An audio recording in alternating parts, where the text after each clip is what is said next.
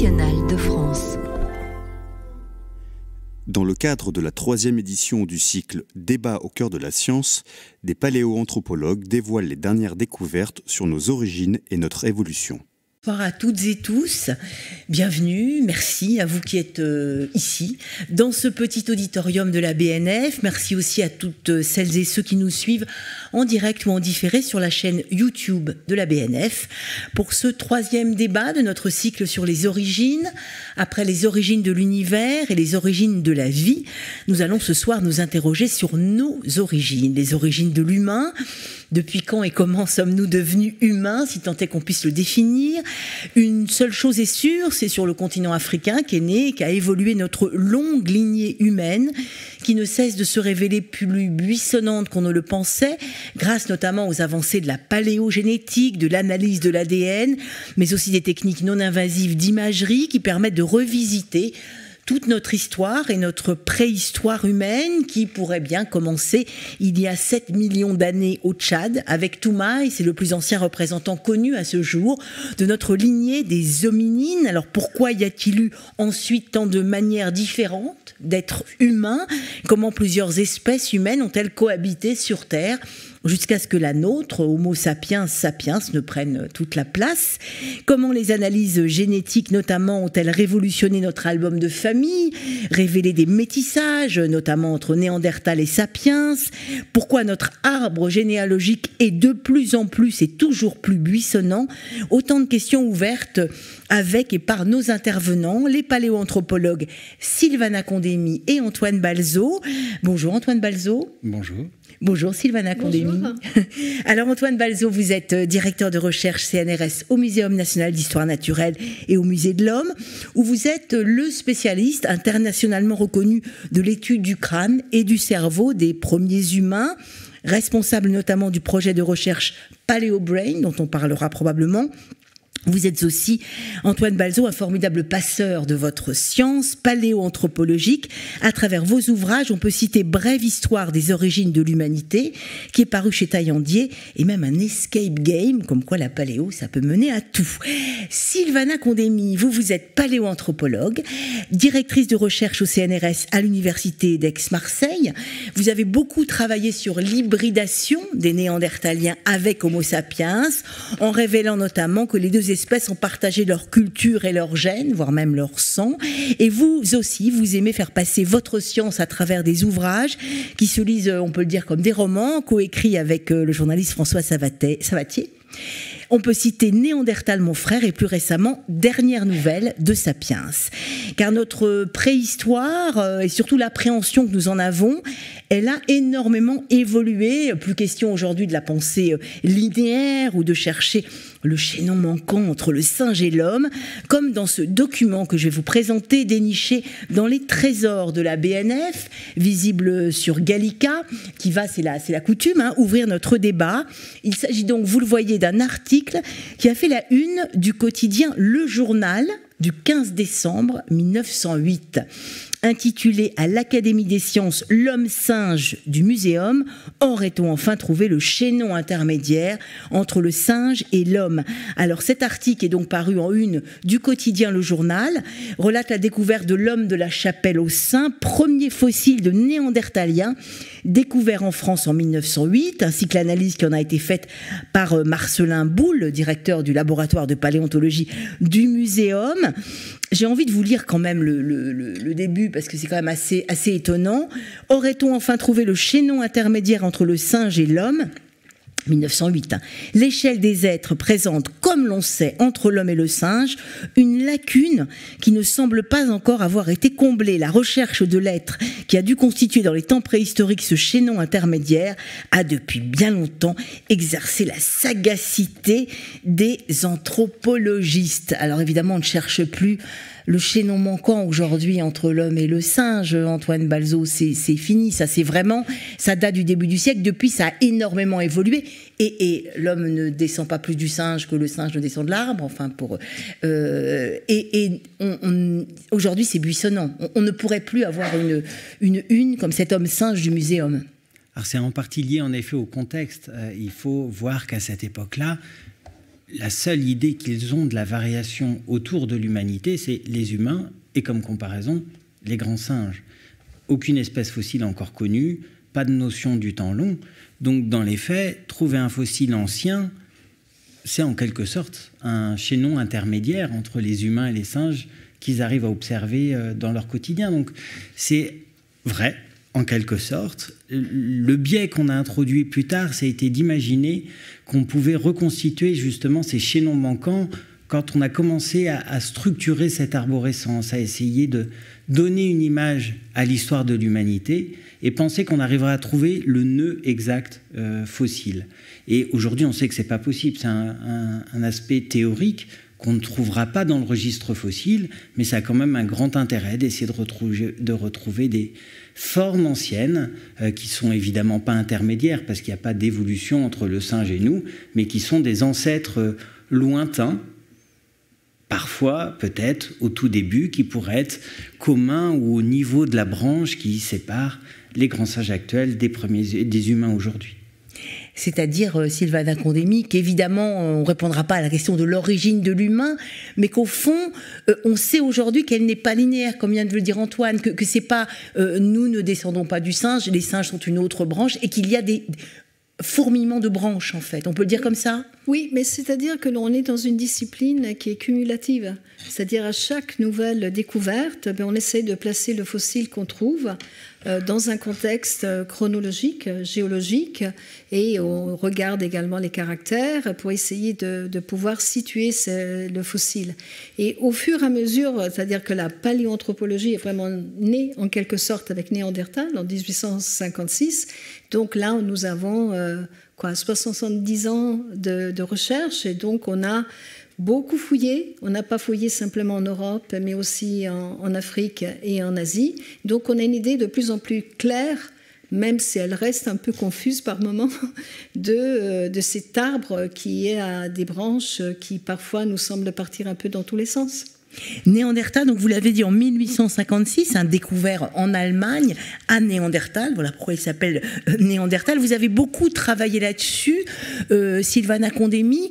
C'est une autre espèce humaine, on peut le dire comme ça, et il y a eu en même temps sur Terre plusieurs espèces humaines différentes. Autrefois, ce n'est plus le cas aujourd'hui, rappelons-le. Disons que c'est une autre humanité. C'est une autre humanité. Voilà, bien. Parce que la notion d'espèce est une notion qui est extrêmement difficile à définir.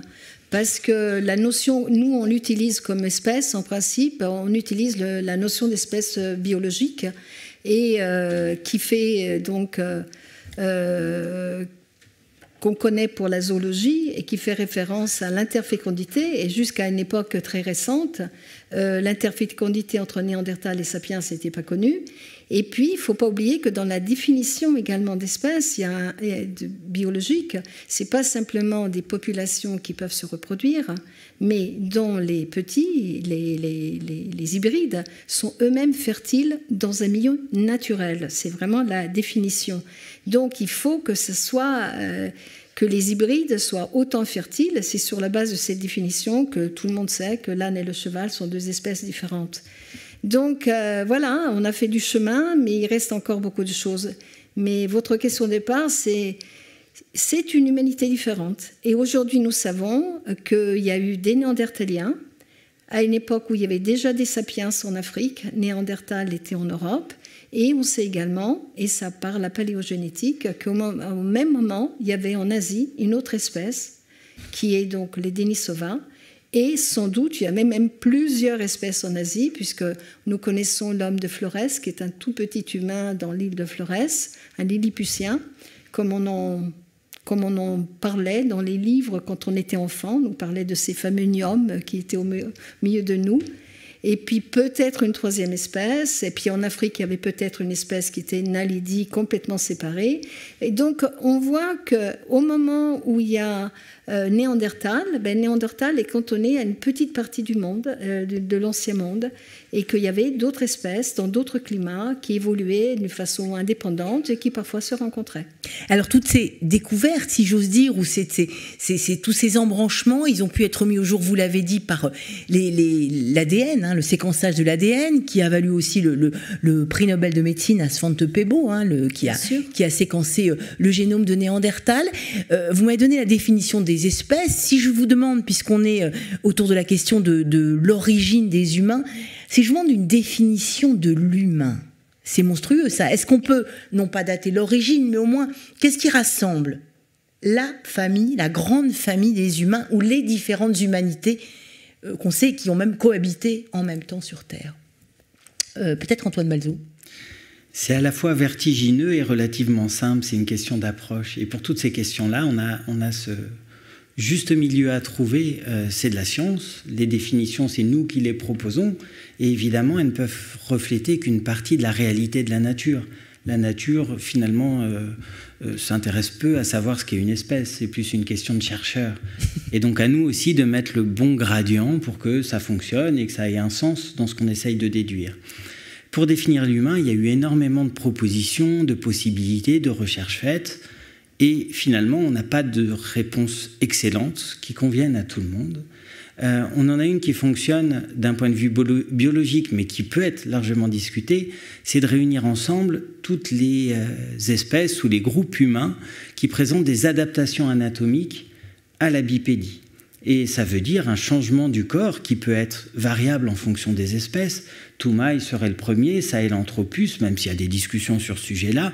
En tout cas, la base de son crâne, la forme de son cou, indique une transformation du corps pour être érigé. Donc le premier bipède.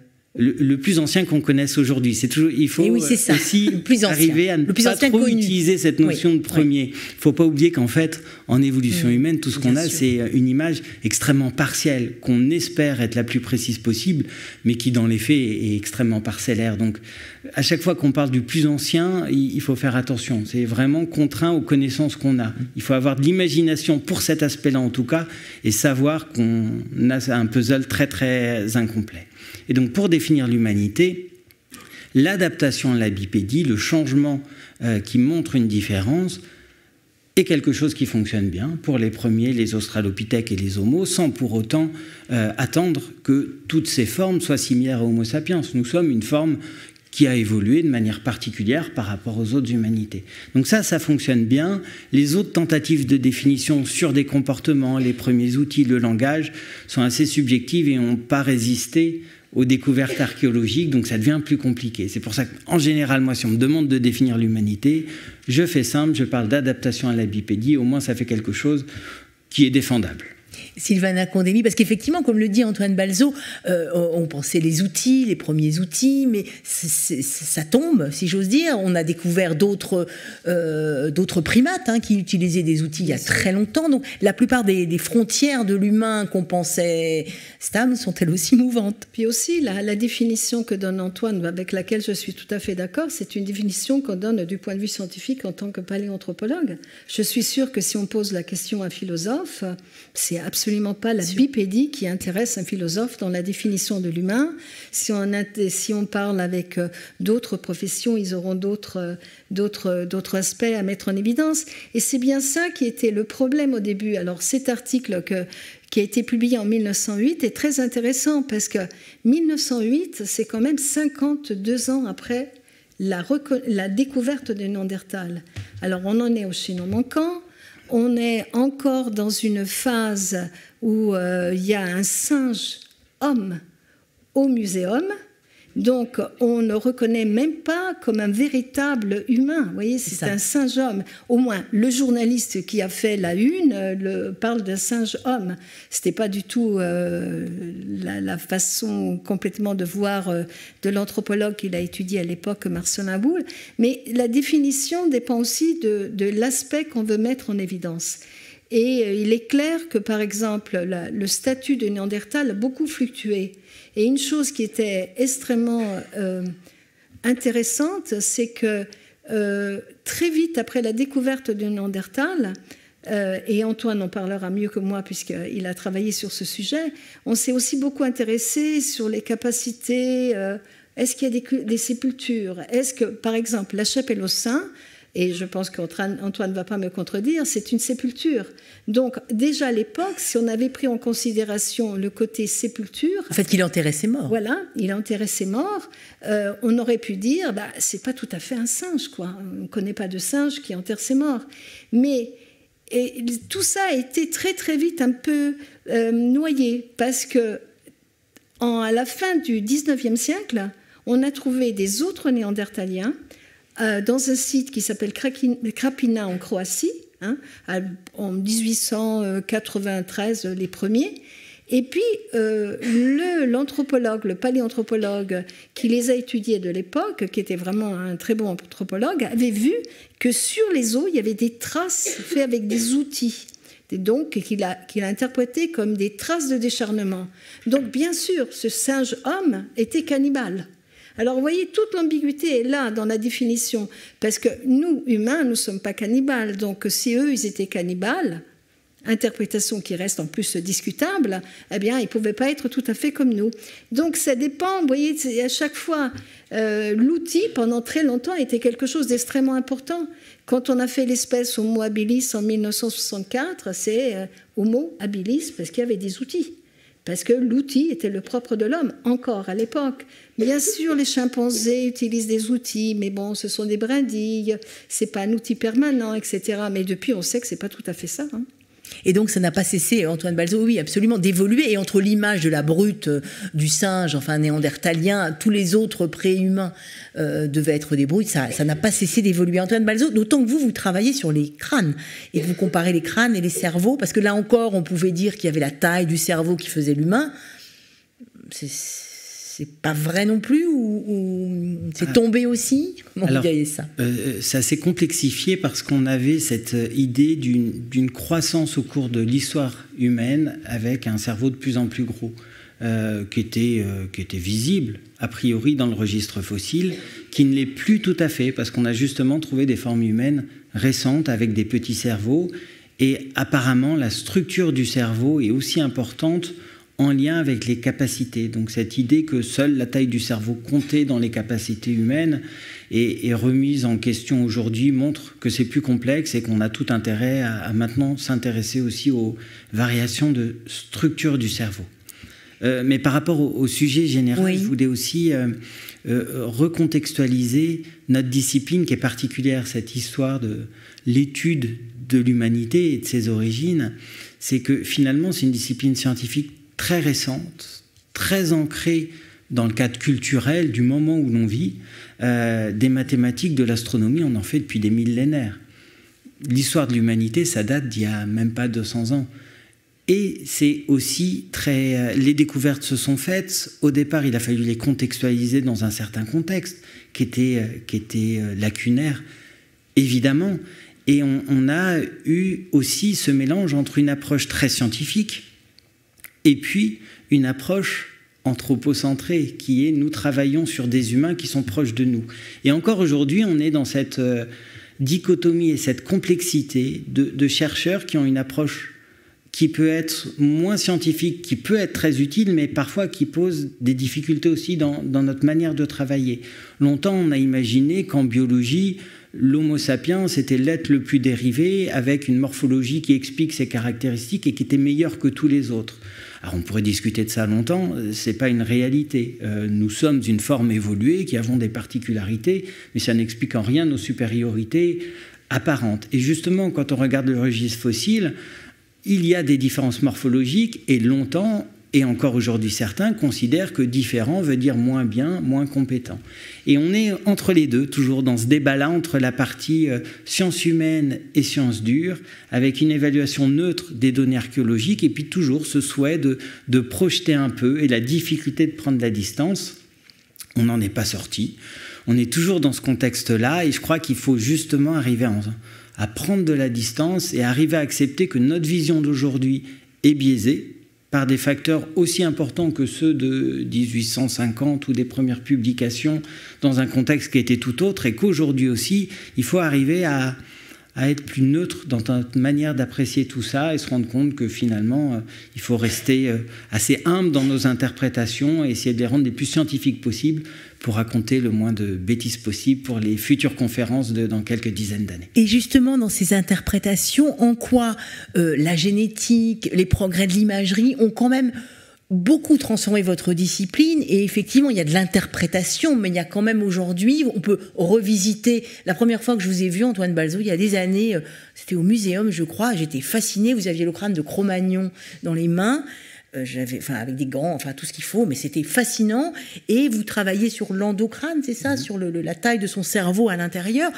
Voilà, on peut la voir, on peut, avec des techniques non invasives, on peut essayer, on viendra sur l'ADN, sur le sang, sur tout ça, mais rien que tout ce que vous pouvez voir aujourd'hui donne quand même une base plus solide, si on évite les hiérarchies, on a bien compris, à ce que vous pouvez découvrir ou poser aujourd'hui? En fait, c'est une très bonne image parce que à ce moment-là, le propos était de regarder cet Homo sapiens fossile, le contextualiser avec d'autres, et on a pu observer et décrire que le cerveau des Homo sapiens, des humains de notre espèce d'il y a 30 000 ans, avait un cerveau plus gros, avec une structure différente de la nôtre par rapport aux humains d'aujourd'hui. Donc cette idée encore de croissance du cerveau, elle ne s'applique pas à notre espèce. Le cerveau est devenu plus petit avec une forme globalement différente. Donc ça, c'était ce qu'on observait à ce moment-là. Et avec le recul aujourd'hui, on est toujours sur le même type d'approche, en se rendant compte que c'est encore plus complexe que ce qu'on pensait, en se rendant compte que le lien qu'on fait entre le cerveau et ce moulage interne est partiel et qu'on a du travail pour améliorer la qualité de nos analyses. Et finalement, on a ouvert un nouveau champ. Et finalement, toutes ces disciplines et ces approches nous apportent de nouveaux outils qui nous montrent que finalement, ce qu'on pensait connaître n'est qu'une toute petite partie et qu'on a encore beaucoup de travail à faire. Et c'est en ce sens-là aussi qu'il faut rester humble et que souvent, on annonce des révolutions ou des nouvelles découvertes. C'est vrai, quand on change la focale, la perspective et tout, on a l'impression que c'est révolutionnaire et que c'est magnifique. Et finalement, quand on a 2-3 images de plus, on se rend compte que c'était très partiel et qu'il y a encore beaucoup de travail à faire derrière. Beaucoup de travail du côté de l'ADN et de la génétique. Je reviens vers vous, Sylvana, entre les métissages, car il y a une révolution entre Néandertal et Sapiens, mais aussi probablement Denisova et Néandertal. Et vous avez aussi travaillé sur les groupes sanguins de ces différentes humanités. Alors, expliquez-nous comment, parce que il n'y a pas de traces de sang. Non, il n'y a pas de traces de sang. Non, mais c'est très intéressant. C'est-à-dire que je suis tout à fait d'accord avec Antoine. Notre discipline avance et chaque fois qu'on avance, on se pose de nouvelles questions. Et ça pose des nouvelles problématiques. Alors, pour revenir à l'étude auquel j'ai participé, c'est-à-dire qu'on a aujourd'hui des génomes, c'est-à-dire de l'ensemble de la structure de l'ADN nucléaire, de certains néandertaliens, un dénisovien et un autre qui est un peu moins élaboré, disons, parce qu'il ne faut pas simplement avoir toute la structure de l'ADN, mais l'avoir plusieurs fois, plusieurs exemplaires, pour pouvoir vraiment être certain de ce qu'on met en évidence. Et l'ADN, c'est le code génétique qui code pour des gènes, pour notre patrimoine, pour le patrimoine de Néandertal, le patrimoine de la mouche, pour tous les êtres vivants. Et quand on regarde de près cet ADN, eh bien, on peut lire plein de choses. Parce que l'ADN nous raconte l'histoire de la vie de ces gens-là, mais nous raconte l'histoire de leur vie antérieure, c'est-à-dire le passé, nous raconte l'histoire des mouvements de population, des rencontres des populations, l'histoire de certains gènes, des pathogènes qu'ils ont rencontrés. Il y a beaucoup, beaucoup d'histoires qu'on peut lire. Et alors, puisque je suis dans un laboratoire à Marseille, qui est un laboratoire mixte dans lequel on couvre toute l'anthropologie, et nous sommes un laboratoire mixte qui n'est pas simplement l'université CNRS, mais l'établissement français du sang, un jour, autour d'un café, comme ça arrive tous les jours, on s'est dit, tiens, si on transfusait le Néandertal, qu'est-ce qu'on pourrait lui donner comme sang? Et à partir de cette petite blague comme ça, on s'est posé vraiment la question, puisque les gènes codent pour également les groupes sanguins, pour tous les systèmes des groupes sanguins, mais qu'est-ce qu'on pourrait trouver dans les génomes qui ont été séquencés, qui puissent nous donner des indications? Et alors, c'était une blague qui est devenue vraiment un projet extrêmement important, que nous continuons encore aujourd'hui sur des populations actuelles, parce que finalement, on s'est rendu compte qu'il y a plein de choses. Alors, qu'est-ce qu'on savait déjà des groupes sanguins de Néandertal? Mais presque rien. Il y avait une seule étude qui avait été faite en Espagne, dans laquelle un Néandertalien, on avait trouvé qu'il était du groupe O. Donc, d'une façon un peu ingénue, parce qu'on est un peu ingénu, parfois les paléanthropologues, on s'était dit, tous les Néandertaliens sont O. Voilà. Et puis, grande surprise déjà, eh bien non, sont ABO, c'est-à-dire qu'on a 4 génomes de Néandertaliens et on trouve les 3 groupes sanguins que nous connaissons ABO. Ça veut dire que quand on interprète, déjà qu'il y a une diversité, bien sûr, chez les Néandertaliens, mais ça veut dire que nous, dans notre population, nous sommes ABO, les Néandertaliens sont ABO, il est possible que ce caractère existait avant chez l'ancêtre commun. Vous voyez, et on recrée comme ça un peu des histoires. Alors on a trouvé plein de choses, on a étudié, vous savez, on a pris nos cartes de groupes sanguins, on voit le groupe, on voit le rhésus. Alors on a vu que tous les Néandertaliens, ils étaient rhésus positifs. Alors au départ, on se dit, bon, pas beaucoup de variations. Mais en regardant très très bien, mais on s'est dit, mais c'est rhésus positif, mais attention, c'est un rhésus positif qu'on appelle... Les hématologues appellent ça partiel. Donc, ça veut dire que si les Néandertaliens, ou plutôt les Néandertaliennes, rencontraient parce qu'on en a 3 de Néandertaliens, ça ne veut pas dire que tous les Néandertaliens étaient rhésus plus partiel, mais il y a une bonne chance, puisqu'on a 3 Néandertaliens répartis sur 5000 km², à distance de 50 000 ans. Donc, vous voyez, c'est quand même quelque chose qui nous donne à réfléchir. Donc, s'ils rencontraient d'autres Néandertaliens qui étaient rhésus négatifs, comme on sait, c'était pas très bien au moment de la grossesse, mais surtout aussi des rhésus positifs complets. Donc, on en parlera après, la disparition des Néandertaliens. Mais vous comprenez que si les rencontres sapiens-néandertal se faisaient avec des rhésus positifs complets, eh bien, ça pouvait provoquer la maladie hémolytique du nouveau-né. Vous voyez ? Et on apprend plein de choses comme ça. C'est comme on découvre, on pense découvrir une chose qui n'est pas très importante, et puis on voit. On s'est rendu compte qu'il y a un système très particulier qu'on appelle sécréteur dans le système ABO, et il y a un sécréteur S majuscule E, S minuscule E, ce sont des haplotypes différents, des variantes différentes, et on s'est rendu compte que quand on est un type de sécréteur, chez nos populations actuelles, chez nous aujourd'hui, ça nous protège contre certains virus, par exemple les norovirus, qui sont les virus qui donnent des dysenteries, c'est pas très agréable, surtout quand ça touche les enfants, ça peut être même létal. Eh bien, ils avaient cette protection contre les norovirus, vous voyez. Donc, on apprend beaucoup de choses. Mais je ne voudrais pas trop monopoliser la parole, parce que je pourrais parler pendant 1 heure sur ça. Alors, on apprend, on va essayer de remonter un petit peu le temps. Il y a quand même une chose qui est absolument certaine, même si chaque nouvelle découverte ouvre de nouvelles questions, c'est qu'on est tous, les humains, issus d'Afrique, sortis d'Afrique, mais là encore, c'est pas du tout linéaire, on sort d'Afrique et puis on se développe ailleurs. Absolument. Il y a eu des retours en Afrique, il y a eu plusieurs espèces contemporaines en Afrique, donc tout ça effectivement se complexifie et fait plein de chemins différents. Antoine Balzo. Oui, plein de chemins, plein d'histoires différentes qui peuvent s'inscrire à plein d'échelles en fait. L'origine des primates, l'origine des humains, et donc il y a plein d'événements qu'on peut dater, essayer de localiser.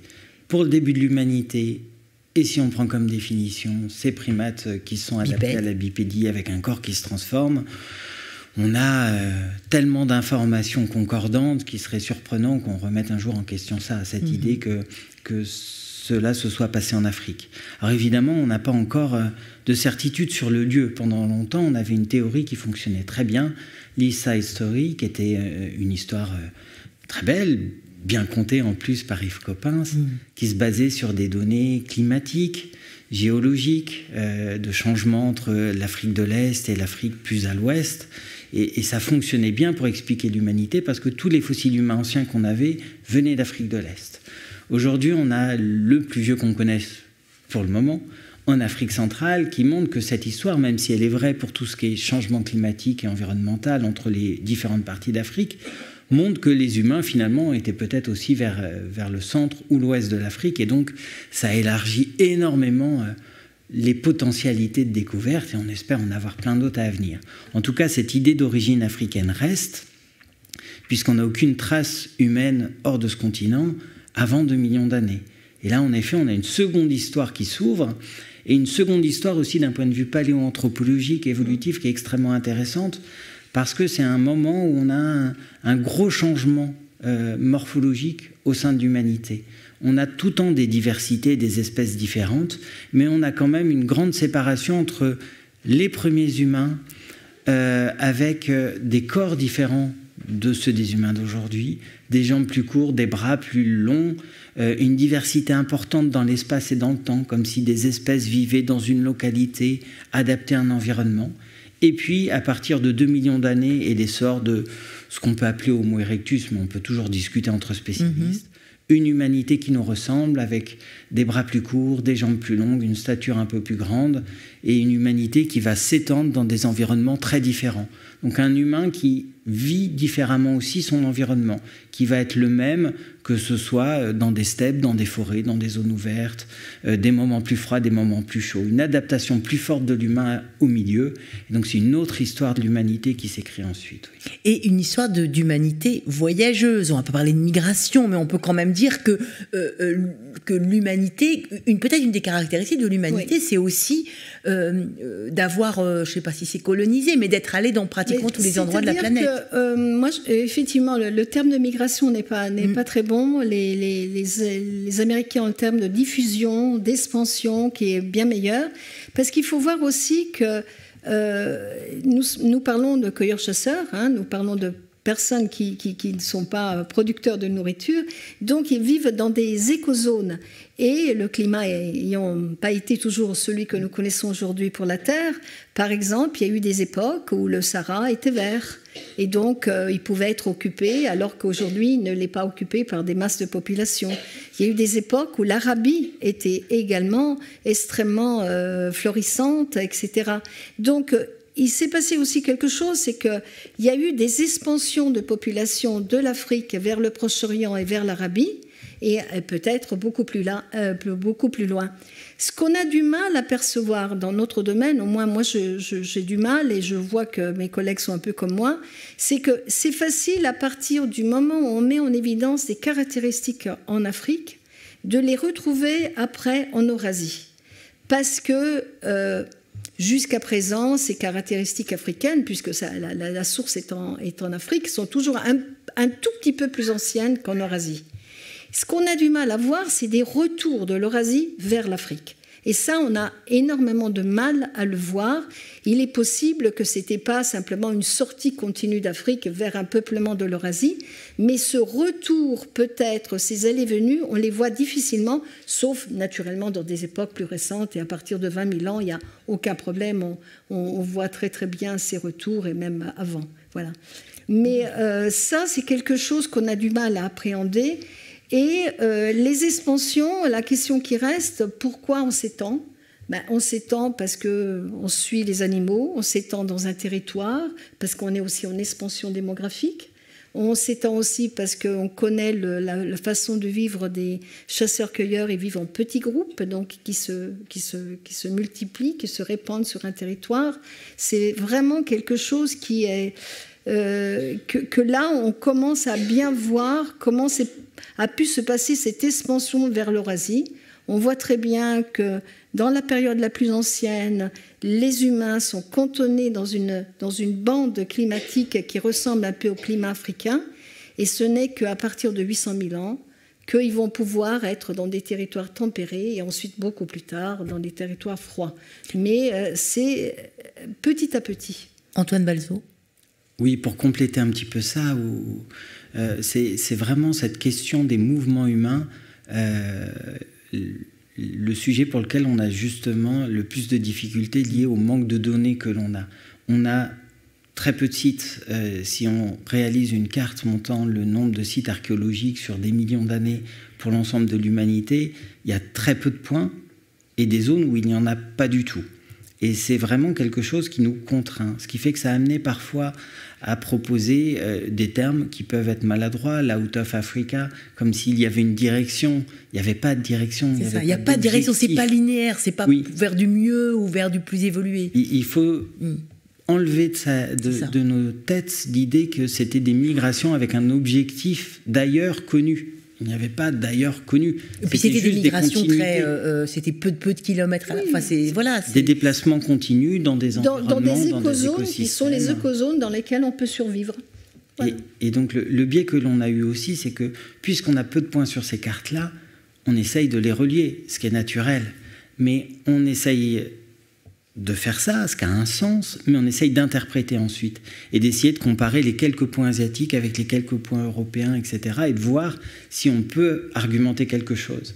C'est tellement lacunaire que finalement, le peu de liens qu'on peut mettre en évidence montre qu'on a trop peu d'informations pour bien le comprendre et que ces humains continuent à se déplacer beaucoup et que finalement, la période pour laquelle on commence à avoir de l'information, c'est cette période récente, il y a 50 à 100 000 ans, avec les Denisoviens, les Homo sapiens, ces Néandertaliens en Eurasie, en particulier en Asie centrale, où on commence à avoir de nombreux sites, dont un, Denisova, ou ces sites russes, où les 3 groupes humains sont représentés. Donc Homo sapiens, Néandertal et Denisoviens. Voilà. Oui, dans le même lieu.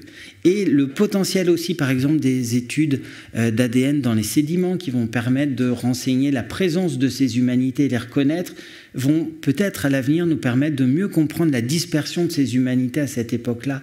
Et on se rendra sûrement, probablement mieux compte du fait qu'ils se sont côtoyés, à quel point ils sont côtoyés, déplacés, et combien ces mouvements étaient continus et ces humanités se partageaient la planète. Est-ce qu'on pourrait découvrir aussi d'autres humanités Tout à fait, tout à fait. Surtout qu'il y a des grandes parties du monde qui ne sont pas explorées.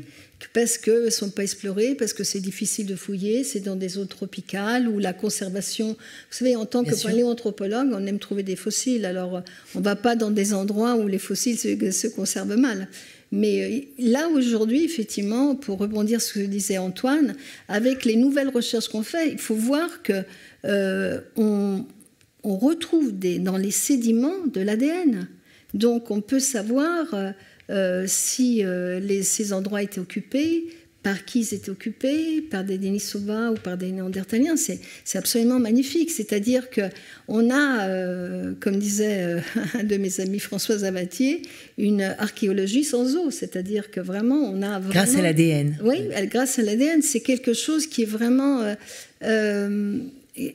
assez étonnant parce que on peut savoir quels sont les endroits qui ont été habités, pas habités. C'est vraiment. Alors justement, magnifique. À ce propos, j'aimerais bien qu'on s'arrête. Je crois que c'est 780 000 ans plus tôt, au Proche-Orient, autour d'un feu, parce que quand on parle d'humanité, d'humanisation, le feu est évidemment un marqueur formidable.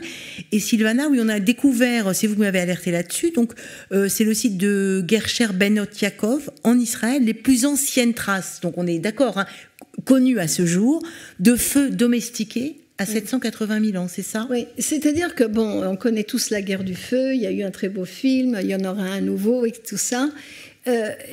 Quand on parlait tout à l'heure de définition d'humain, effectivement, il y a une définition biologique qu'on peut donner, il y a une définition culturelle, et dans la définition culturelle, on met les outils, on met le feu, on met tout ce qui est l'art, on peut mettre tout ce qu'on veut, etc.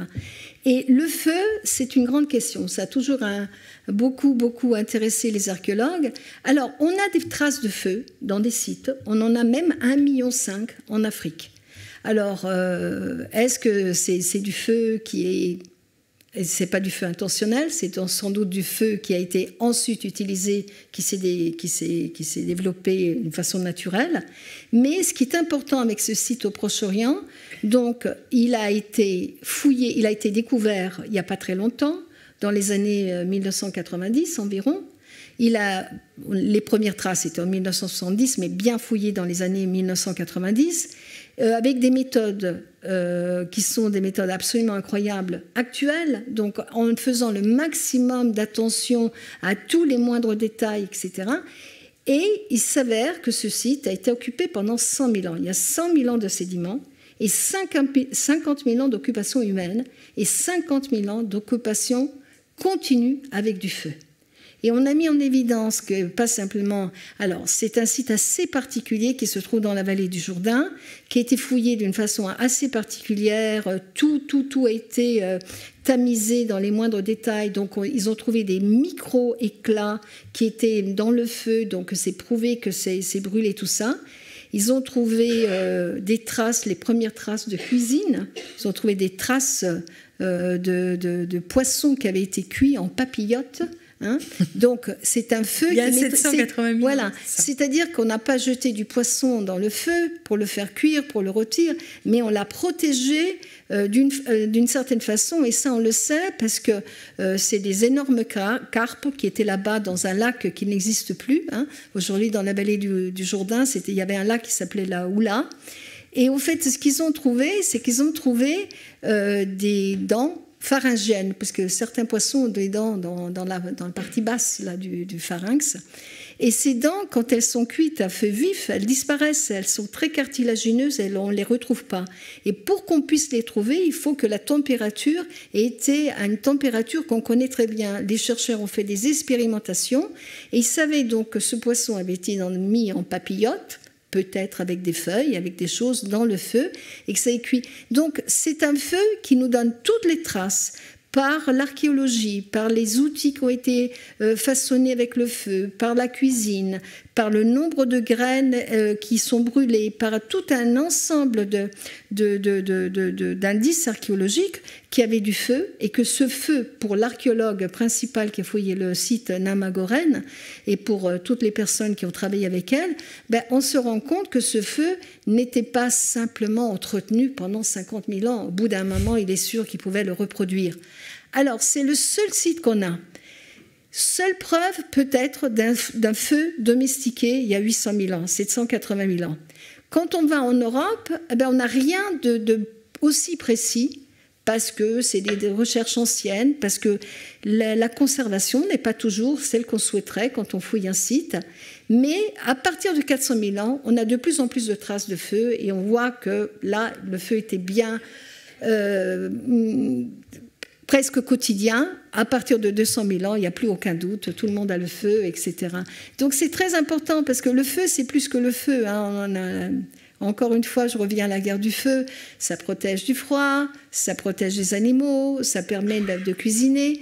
Mais le fait de se protéger du froid, ça veut dire qu'on peut aller habiter, vivre, aller dans des zones tempérées. On peut vivre ailleurs que dans ce climat qui est le climat douce aux sorties, où ont été vivre les premiers Homo sapiens.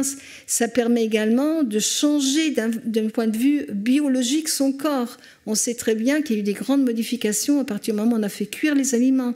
Il y a eu une réduction de notre intestin.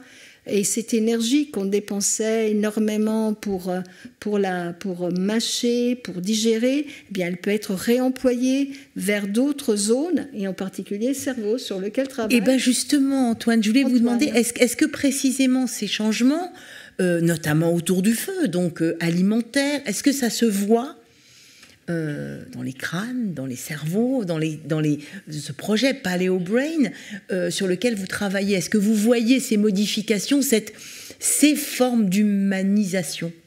Alors historiquement, sur des sujets comme ça, on est un petit peu dans la recherche de la poule et de l'œuf, de savoir qui a causé l'autre. Et c'est difficile de réellement répondre. Pour la poule et l'œuf, on peut, mais pour ce sujet-là, c'est plus compliqué.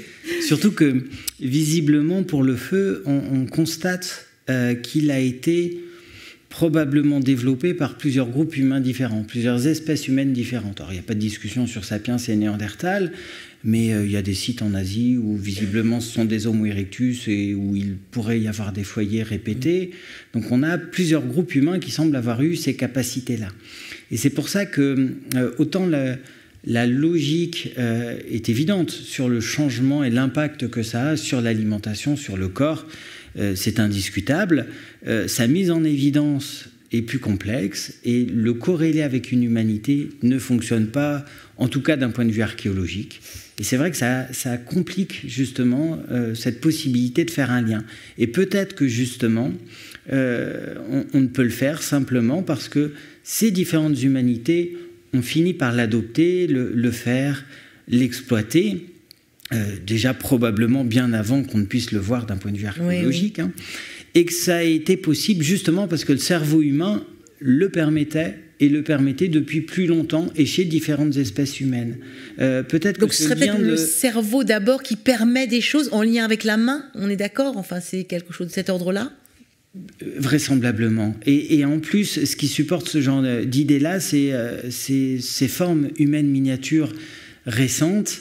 L'homme de Flores, qui a des outillages qui sont aussi complexes que les Erectus qui précédaient, aussi complexes que les Homo sapiens en Asie à la même époque.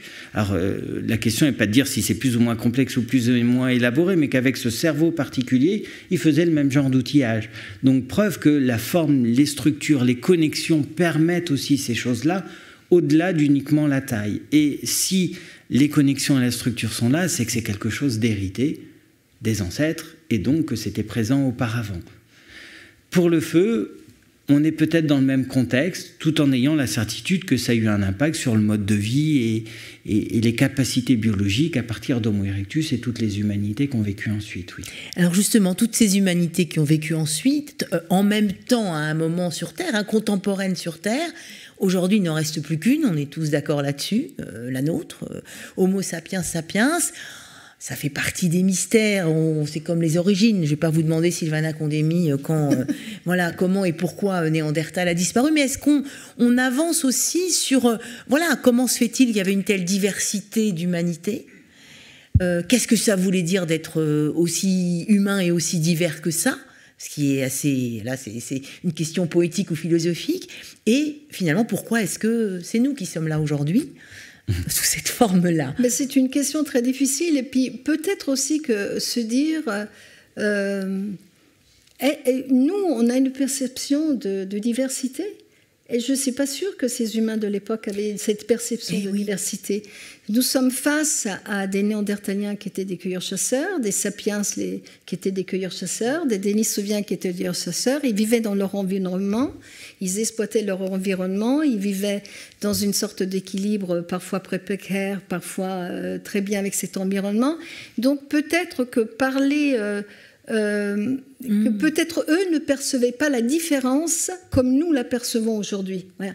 Peut-être que, je ne sais pas, ils voyaient des animaux qui avaient des robes de différentes couleurs et que pensaient que les humains pouvaient être différents dans leur caractère morphologique, je ne sais pas. C'est-à-dire que... Alors après, ça pose vraiment la question, qu'est-ce qui s'est passé? Et il est vrai que Néandertal a vécu en Europe pendant très longtemps.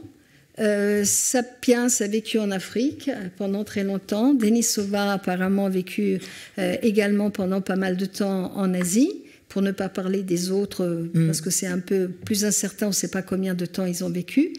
Mais c'est vrai qu'à un certain moment, à partir de cette grande sortie d'Afrique, et là je vais ouvrir, que les généticiens nous donnent aux alentours de 70 000, 80 000 ans, ben, il y a un grand changement qui s'effectue, c'est-à-dire on voit disparaître petit à petit les populations humaines qui peuplent l'Eurasie. On voit disparaître également des grands carnivores, des grandes faunes. Et il y a un grand changement qui se fait. Alors, on peut s'interroger, alors c'était le sujet, et on revient sur le cerveau et sur les capacités cognitives, sur la première image qu'on a vue. Est-ce que toutes ces humanités étaient tellement stupides de se laisser tuer, phagocyter par ce sapiens qui était tellement plus intelligent? Parce qu'on revient à quelque chose qui est très narcissique. Nous sommes les meilleurs, quoi. Nous sommes l'aboutissement de cette évolution qui va vers... voilà, on passe d'un 19e siècle dans lequel les Européens étaient tellement bien et tous les autres n'étaient pas très bien, et y compris les Néandertaliens qu'on a trouvés, à une époque où aujourd'hui on remet en cause tout. Donc il y a beaucoup d'hypothèses qui sont faites, beaucoup d'hypothèses. Il y a quelque chose qui est quand même évident, qu'il faut admettre, c'est il y a quelqu'un de nouveau dans le paysage en Europe quand Néandertal disparaît, c'est Sapiens. Il y a quelque chose de nouveau en Asie quand les Denisova et les autres disparaissent, c'est Sapiens. Donc il y a forcément une relation. Comment s'est fait cette disparition? Est-ce que c'est problématique. Il est clair que ce n'est pas des génocides, parce qu'une disparition sur des milliers d'années, ça ne peut pas être un génocide. Mais il est possible qu'il y ait eu des heures, des trucs, quelque chose. Il y a pu y avoir également des problèmes de fertilité. Peut-être que cet Homo sapiens qu'on voit vers 70 000, 80 000 ans, qu'on retrouve, parce qu'on sait que notre diversité génétique est très très faible, donc on sait qu'on vient de cette humanité qui est sortie à ce moment-là. Est-ce qu'il avait une démographie qui était beaucoup plus agressive ? Est-ce que c'est quelque chose aussi de culturel, c'est-à-dire qu'on voit il y a beaucoup de choses qui se passent, on a l'impression que la longévité devient beaucoup plus importante. Donc peut-être cette longévité, c'est la fameuse théorie des grands-mères, ça permet à la communauté de prendre en charge les petits-enfants et les femmes peuvent faire plus d'enfants. Il y a beaucoup de choses qui se passent. Moi, je trouve que pour l'instant, aucune des explications qu'on a n'est satisfaisante. Moi-même, j'ai une ANR en ce moment avec une hypothèse sur la nourriture qui était complètement différente entre Néandertal et Denisova et Sapiens, à partir aussi de structures génétiques dans les gènes. Mais je pense qu'il faut aussi accepter qu'on n'a pas réponse à tout et que peut-être on a chaque jour quelques petits éléments, mais... Antoine Balzeau, vous en pensez quoi? Et par rapport justement à vos études, notamment autour des différents crânes, de primates, d'humains, est-ce que vous partagez l'avis de Sylvana? Ça reste d'énormes points d'interrogation. Est-ce que vous voyez des changements, des pistes? Alors, sur la question de la disparition, j'ai pas de réponse définitive. Il y a plein d'hypothèses proposées, aucune qui fonctionne réellement bien. Il y a un point aussi qui est important, c'est qu'on sait que tous les premiers Homo sapiens hors d'Afrique, on en a à partir de 100 000 ans jusqu'à 25 000 ans, on sait, ou on a des indices au moins pour les plus récents, qui ne sont pas des ancêtres de l'humanité d'aujourd'hui. Homo sapiens a aussi subi cette contrainte rencontrée par les autres humanités en dehors d'Afrique, c'est-à-dire ces mouvements, ces changements climatiques, ces contraintes volcaniques, tous ces événements qui ont pu arriver, qui ont eu une pression sur ces autres espèces humaines qui ont contribué à leur disparition. Visiblement, les premiers Homo sapiens, les Cro-Magnons et les autres anciens hors d'Afrique ont disparu aussi sans être nos ancêtres. Et nous sommes issus d'autres humanités ressorties d'Afrique ultérieurement. Donc ça, c'est aussi un point de vue différent sur... En effet, on ne peut pas expliquer la cause ou les causes, parce qu'il y en a probablement beaucoup de la disparition, mais un aspect qui explique aussi pourquoi nous sommes là, c'est que nous avions encore un pied en Afrique, ce qui n'était pas le cas des autres humanités qui, elles, étaient sur les autres parties du monde. Et puis sur la question de l'intelligence, alors moi, c'est un sujet qui me fascine. J'essaye de travailler sur le cerveau des humanités préhistoriques. C'est très compliqué, on essaye de progresser dans nos capacités d'analyse de ce qui nous reste du cerveau, c'est extrêmement partiel, et alors faire le lien avec les comportements, c'est encore plus compliqué, on en est très loin justement parce qu'on voit bien que ces cerveaux néandertaliens d'Erectus étaient structurellement très différents des nôtres, avec pourtant des niveaux de capacité révélés par les données archéologiques étaient importantes. Et finalement, par rapport à cette question, moi là, je suis... c'est peu scientifique comme approche, ou en tout cas c'est pas lié à mes études réelles, mais je suis assez convaincu qu'un Homo sapiens d'il y a 40 000 ans, un néandertalien d'il y a 40 000 ans ou moi, avons le même degré d'intelligence, les mêmes niveaux de capacité. Quand je vois des peintures d'il y a 35 000 ans, ou ce que faisaient les néandertaliens à cette époque-là, ça démontre des capacités de réflexion, d'anticipation, d'empathie, de conception de l'au-delà qui sont importantes. Et que le biais que l'on a aujourd'hui, c'est de considérer que nous avons des niveaux de potentialité qui sont gigantesques, mais qui ne sont pas liés à nos capacités individuelles. On est les héritiers d'un niveau de connaissance et de compétences qui n'avait jamais été atteint parce qu'on a su enregistrer l'information. Et aujourd'hui, si je suis capable de faire autant de choses, c'est pas grâce à mes capacités, c'est parce que j'ai accès à tant de données et tant de choses que je suis capable de le faire. Tout seul, je serais incapable de concevoir un téléphone, Internet, faire des choses aussi complexes, faire des conférences dans un amphithéâtre. C'est notre héritage qui nous permet de faire tout ça. tout seul dans la nature, je serais bien embêté pour faire des choses aussi compliquées que ça. Donc, lié à l'anatomie et aux traces archéologiques, je suis vraiment convaincu que ça fait un moment qu'on a atteint des capacités cognitives, je ne parle pas d'intelligence, on peut difficilement l'évaluer, mais qui sont du même ordre. Et que finalement, aujourd'hui, il y a cet aspect-là aussi qu'il faut qu'on prenne en compte, que nous sommes les héritiers du cumul de connaissances depuis quelques milliers d'années de l'humanité, et que c'est important d'en avoir conscience, important de le valoriser aussi, de bien réfléchir justement quand on discute aujourd'hui de ce qu'est la science, de ce que sont les connaissances, de se rendre compte que parfois on tombe dans la facilité ou dans le biais d'essayer d'aller plus loin et de comprendre la solidité de la recherche aussi, et pourquoi c'est important, et pas prendre juste l'idée qui nous paraît la plus sexy en pensant que parce qu'elle a été racontée, elle est chouette et elle est plus valable que le reste. La science, c'est la solidité aussi et la continuité de la recherche, et c'est extrêmement important. Et puis aussi se rendre compte qu'on est redevable de ça, de toutes ces connaissances que l'on a, et qu'il faut essayer de les valoriser, de les partager, surtout qu'aujourd'hui, finalement, il y a une disparité dans cet accès à la connaissance qu'on n'a jamais connue non plus, qui est gigantesque. Je voudrais remercier Antoine Balzeau, rappeler donc qui travaille, son projet de recherche s'appelle Paléobrain, et puis rappeler chez Taillandier Brève histoire de l'humanité, et puis quand même je ne résiste pas à vous faire passer cet escape game. Si vous voulez en savoir plus, allez sur internet, le mystère Marcelin Darwin. Sylvain Acondémy, un grand merci. Dernière nouvelle de Sapiens chez Flammarion, et Néandertal mon frère chez Flammarion aussi. Merci à vous. Merci. Et rendez-vous le mois prochain pour notre dernier débat au cœur de la science, le 11 mai, autour de la question des origines de la conscience, carrément. Alors là, on ne vous donnera pas non plus de réponse sur les origines et quand ça a commencé la conscience. J'ai même pas la conscience de vous mettre, voilà, mais vous avez la date. Merci à vous. Et merci à toute l'équipe de la BNF. Merci beaucoup.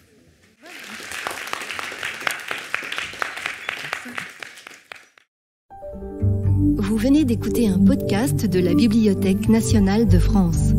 Retrouvez les conférences, rencontres et créations de la BNF sur toutes les plateformes de podcast ainsi que sur le site bnf.fr.